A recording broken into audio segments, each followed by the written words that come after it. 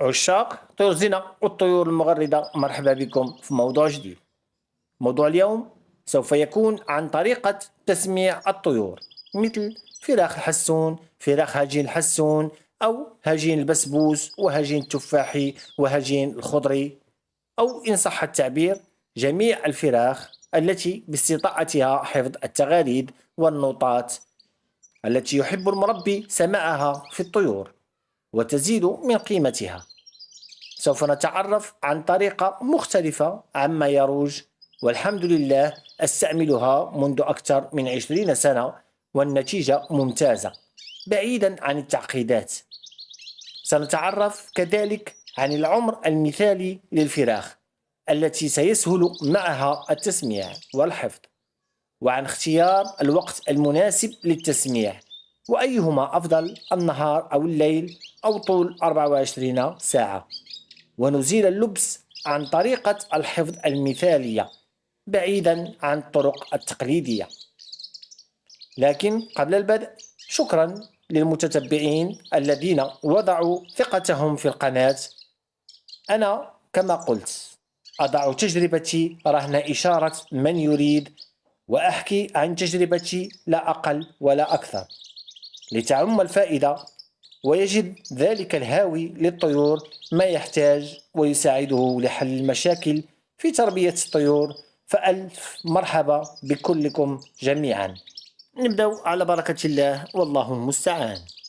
من منا لا يعشق تغاريد منظمة ومرتبة بلغة تكون ممتازة يمتلكها طائر الحسون أو الهجين بصوته العذب ولونه الأنيق، وخصوصا عندما يكون المربي من استطاع تلقينها للفراخ، فتلك فرحة تضاهي نجاح الأبناء في الدراسة. لكن للحصول على هذه النتيجة لا بد من بعض الجهد. يجب أن نعرف معنى التسميع وشروطه لتتم عملية الحفظ بطريقة سلسة وسهلة. فالتسميع هو إعطاء نوطات يرغب المربي تلقينها لصغار الفراخ من الحسون أو الهجين. إذن يجب أن يتوفر المربي على تسجيل واضح، ونقاء الصوت ضروري، فالتسجيل من أهم العوامل الأساسية في نجاح التسميع. إذا كان المربي لا يتوفر على طائر تتوفر فيه النوطات المرغوب تلقينها للفراخ، ويجب ألا يكون الطائر أو التسجيل الذي سنعطيه للفراخ فيه أخطاء، ويجب أن تكون النوطات واضحة، وألا يكون تشويش في التسجيل، لأن الفراخ ستحفظه بشكل مغاير، وهذا سيعطي أخطاء في الحفظ، لأن الفراخ ستحول هذه التشويشات إلى أخطاء في تغريدها، مما سيفشل عملية الحفظ، وبعدها نتهم الفراخ بأنها غير قادرة على حفظ التسجيل، وبأن المصدر أو كما يقال عامة المرقد فيه طيور ليست في المستوى. أما إذا كانت مزدادة في القفص فذلك شيء آخر. نلوم المربي المنتج لها بأن لديه طيور تؤثر فيها بعد بتغريد طيور غير مرغوب فيها، ولا نلوم أنفسنا عن الفشل في الحصول على النتيجة المرغوب فيها. لكن هذا لا يعني أنه يجب اختيار المربي المنتج ذو ثقة وخبرة في تسميع الطيور ليحافظ على الفراخ ويحول دون سماعها لأصوات الطيور الأخرى كالكناري والدوري أو غيرها من الطيور الغير مرغوب في سماعها. يجب اختيار فراخ في عمر صغير، وهناك علامات تدل على عمر الفراخ: أن يكون المنقار مثلا في جوانبه اصفرار يدل على أنه ما زال صغيرا، وكذلك ريش الذيل ألا يكون مكتملا، لأنه سيصعب تغيير اللغة التي تلقاها، حيث يمكن أن يحتفظ بنقاط منها يكون فيها أخطاء ويذهب بالمجهودات المبذولة. لكن في هذه الحالة يجب كذلك أن تعرف هل باستطاعته الأكل لوحده، لقد وقعت في مثل هذا المشكل باتصال من الشاري أن الفراخ لا تأكل وحدها، وبعدها للأسف الفراخ ماتت لعدم استطاعتها الأكل وحدها. إذا كانت الفراخ للتسميع واشتريتها صغيرة، لا بد من تقديم الأكل اللين كالبيض، الباطي أن يكون من نوع جيد، وربما تساعدها كذلك بالإبرة لإطعامها، فهذا ممكن. أما أن تقدم لها البراقة والخليط لوحدها ستحصل مشاكل، حتى وإن كبر الفرخ أو أكلها فأمعاء الطير سيحصل فيها العديد من المشاكل لأنها غير قادرة على هضم الأكل الصلب. بعد اغتيال الفراخ في عمر صغير يحتاج لخبرة ومساعدة الفراخ، فهي غالبا تكون حديثة الفطم. لابد من المراقبة المستمرة والتدخل السريع كلما ظهرت عليه بوادر المرض أو الضعف أو الإسهال. هنا يأتي دور المربي. ندوز دابا إلى مكان التسميع. من الضروري أن يكون المكان بعيدا عن أصوات الطيور الأخرى حتى لا تسمع منها، وأن تكون المسافة بين كل فرخ وآخر كافية، لأن الحسون أو الهجين باستطاعتهم الحفظ من بعضهم، وللأسف كذلك هذا خطأ يقوم به بعض المربيين. ولا يجب جمع الفراخ في قفص ولو كان كبيرا، لذلك يؤثر على التركيز في الحفظ. لابد من عزل الفراخ في أقفاص منفصلة بعيدا عن بعضها لنقضي على فرضية الحفظ من بعضها البعض.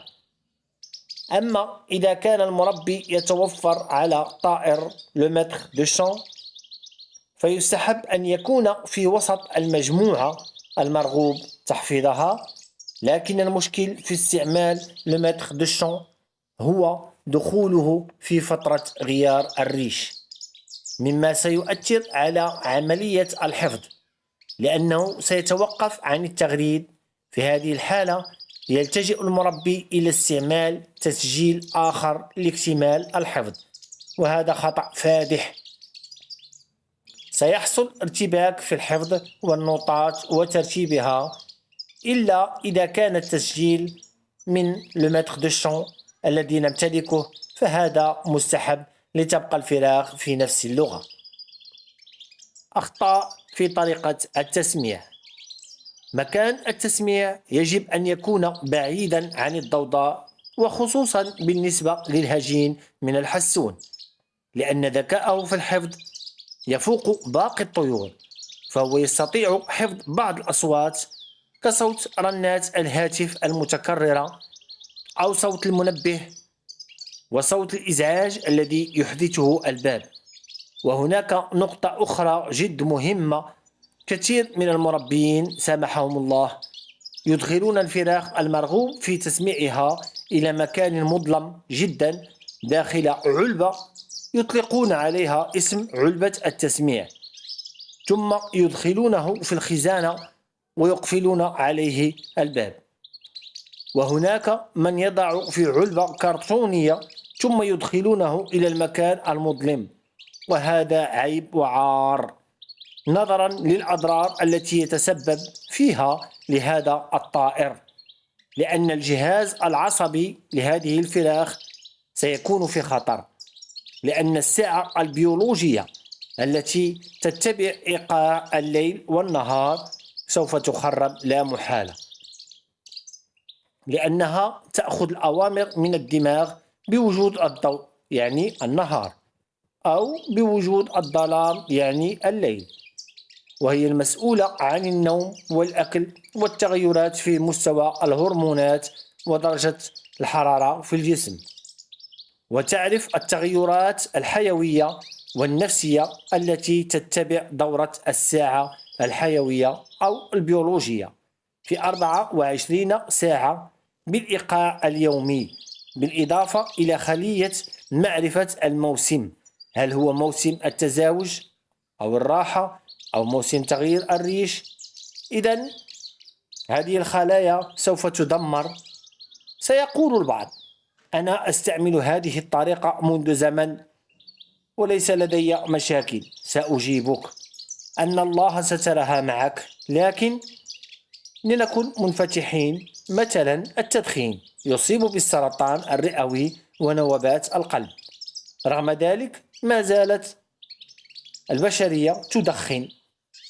إن الرسالة ربما تظهر لكم واضحة، سترها الله معهم.